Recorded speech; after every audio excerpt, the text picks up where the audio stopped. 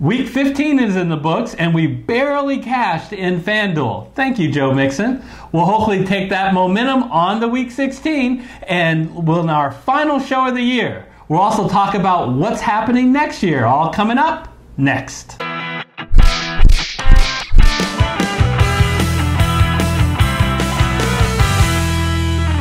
I'm Eric Lee. And I'm Gary Kurtzman, and we are the Fantasy Football Consultants. And Eric, you said it in the intro, but last show of the year, man, it just seems like this has gone so quickly.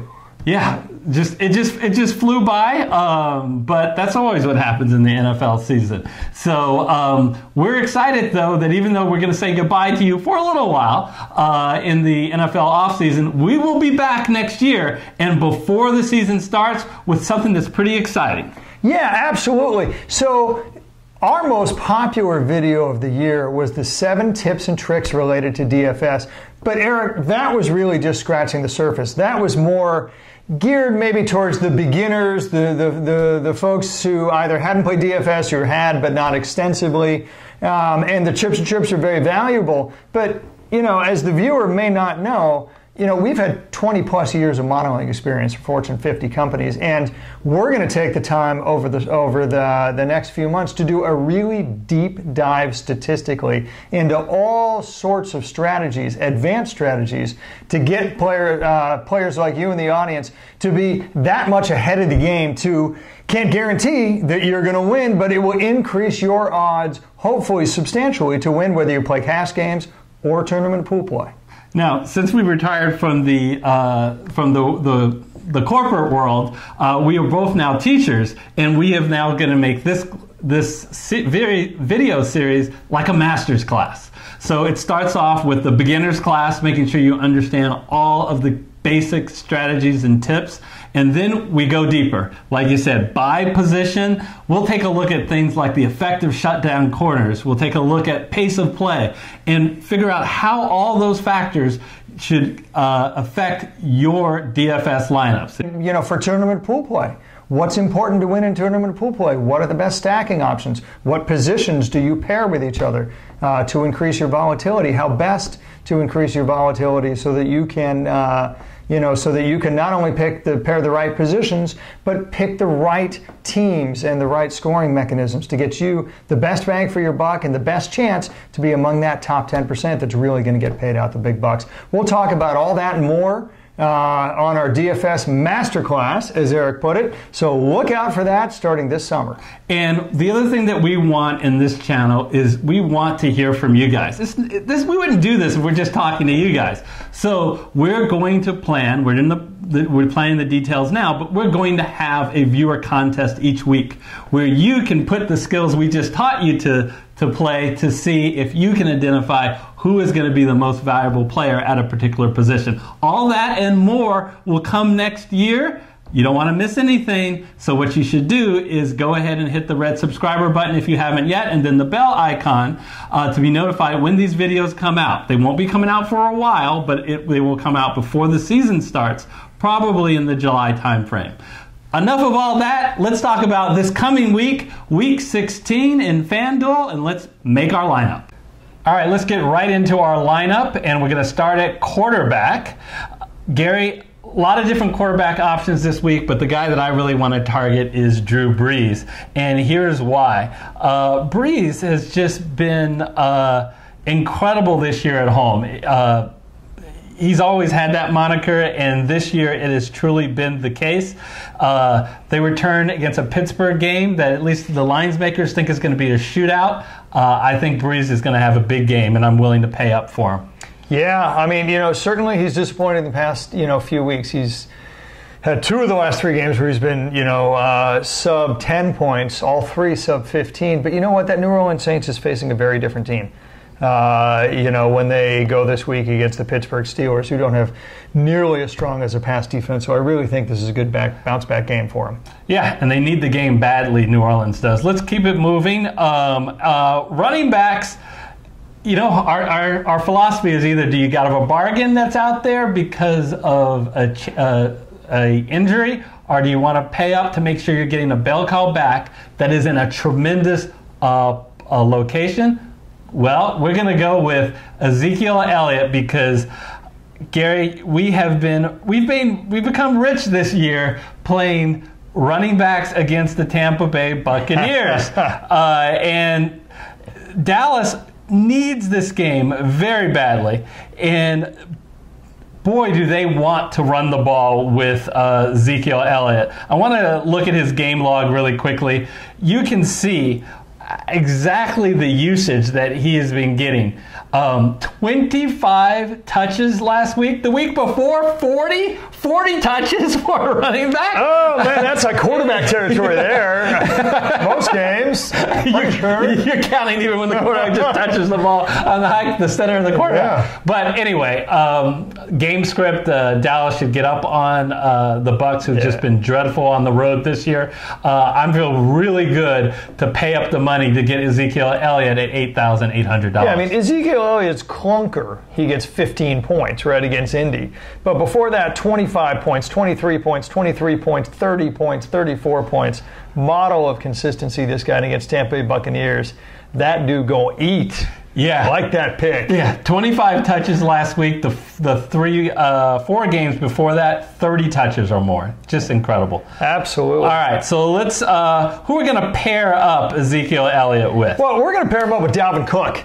Right, Dalvin Cook of the $7,100 fame. First of all, going against the Detroit Lions, I love the game flow in this situation. They got a mediocre rush defense. It's neither here nor there. It's about middle of the NFL. But what I like is the game script, because Minnesota is going to get up on these guys early and often. Well, like Matt Patricia's squad, they are just finishing out the season. I mean, you would hear his name, because they've been so disappointing on the hot seat if they didn't just hire him this year. But, the bottom line is they're incredibly underwhelming. Minnesota really needs this game, because at this point they will host the Seattle Seahawks in that wild card game if Minnesota can just keep it going. And don't forget, Dalvin Cook was the consensus first-round running back. In fact, last year he was leading the NFL in yardage before he got hurt. He's been hurt with that hamstring for a lot of this year, but he is healthy now. And Dalvin Cook, he's gotten no less than 15 points over the past month. He's got a very high ceiling against Detroit. Love this guy, $7,100. Yeah, I just think people have forgotten that fact. Both FanDuel and owners are slow. Cook is back, and he's cooking, baby. Wide receivers. One of the things that I think is really important when you play daily fantasy is, if there's a game that you think is going to be really high scoring, you need to make sure you got exposure to it. We got it on the New Orleans side. Now let's get it on the Pittsburgh side. And that I am going to target Juju SmithSchuster. I've mentioned this on other videos. You love having wide receivers against the New Orleans Saints. Why? Because the Saints are really good against the run, but rather poor against the pass. And you love it if you have a strong number 2 wide receiver, because you avoid Marshawn Lattimore. And I think the Steelers have some guy named Antonio Brown. So I assume Lattimore will be on him, and that leaves Juju SmithSchuster room to roam, Gary. Yeah, absolutely. No question about it. Wide receiver 2s are where you eat against the New Orleans Saints. So Juju SmithSchuster is a great pick. Love the targets just in the last 5 games. 10, 17, 9, 12, 10. I mean, these are targets that are like a number 1 wide receiver. All right, so from Juju SmithSchuster, where do we go from here? We have spent a lot of money so far, so we need a bargain.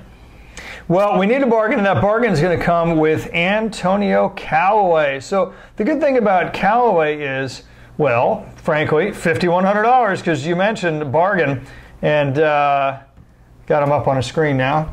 The thing about Callaway is this: he's $5,100, but if you take a look at his targets, if you take a look at his receptions, and maybe most importantly, take a look at the fantasy points, he's been every bit as good as Jarvis Landry has over more than a month now, Eric. I mean, what I don't think people realize is Cleveland doesn't have a number 1 receiver. Baker Mayfield spreads around so much, and when you're playing this game against the Cincinnati Bengals, who are bottom 3 against the pass, the pie is big. So no one slice is going to be, but the pie is big. And if you can get a wide receiver exposure to this game at $5,100. Think of the value. Now, Jarvis, the aforementioned Jarvis Landry, $6,300. Just to give you an example what a value Callaway is at $5,100, because he will match Landry production for production. And Njoku has not played nearly up to his potential, nearly up to his. It's basically Callaway and Landry at this point. And Eric, for $5,100 with a pie that big, it's hard to pass up. Yeah, I agree. So we'll move on. Actually, we have another wide receiver, and we're going to continue to target the Tampa Bay Buccaneers. It just feels like piling on. I got to be honest with you, Eric. It kind of feels like piling on a bit, but this is a cash game. Not? This is a cash game lineup. So the one thing that we are pretty darn sure about is the Dallas Cowboys, who must win this game to secure their playoff positioning. They're going to roll up the points on the Bucs. Just look what the Bucs have done on the road and how many points they've given up to see.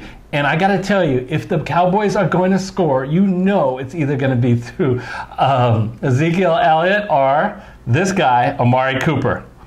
So I'm going to select Amari Cooper. Absolutely. He's been up and down, Gary. He's had some big games and some games that he's been off, but But he's up against the bad pass defenses. Yes. That's what I love the most. Versus Philadelphia, right? 2 games ago, 27th ranked pass defense. He goes for 45 fantasy points. Now, granted, against better pass defenses like Indy, he only had 6 points, so he had a bad game. But just think back, versus Washington, which is in the the bottom half, he got 34 points. Again with the Philadelphia 27th, he got in the 30s. So this guy, he's up and down. But he's always very predictable against bad pass defenses. Amari Cooper goes nuts. And even when he's down, he gets targets. So it's not like he's not used by the Cowboys. They're always looking to get him the ball.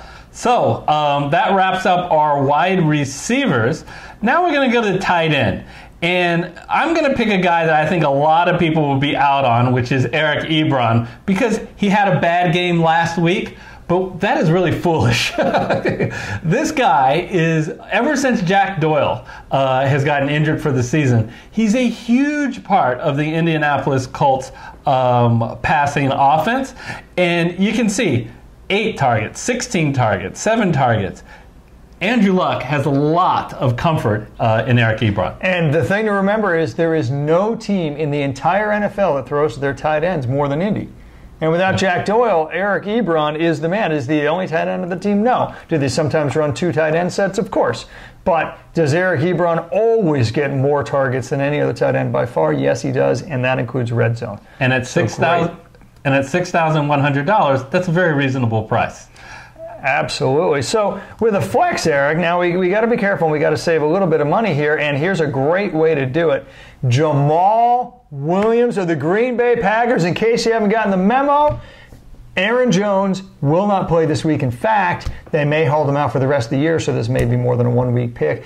Jamal Williams got the backfield all to himself. Ty Montgomery's in Baltimore, people. You probably figured that out by now.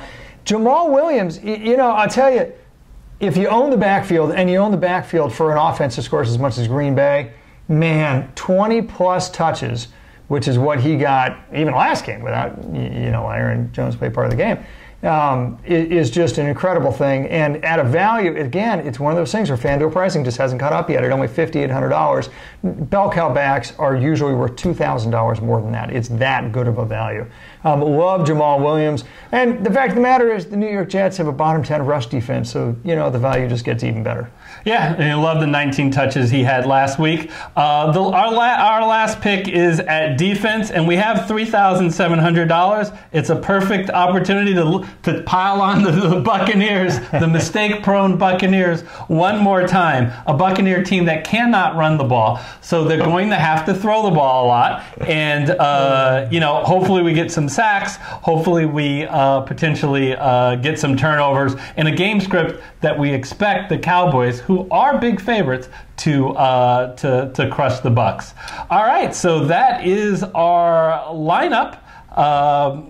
Drew Brees, Ezekiel Elliott, Dalvin Cook, Juju Smith-Schuster, Antonio Callaway, Amari Cooper, Eric Ebron, Jamal Williams, and the Dallas Cowboys. That will not only do it for us in week 16, but that does it for this season. So thank you very much for joining us this season. please hit the red button to subscribe if you haven't yet, and then the bell icon. So when we start doing videos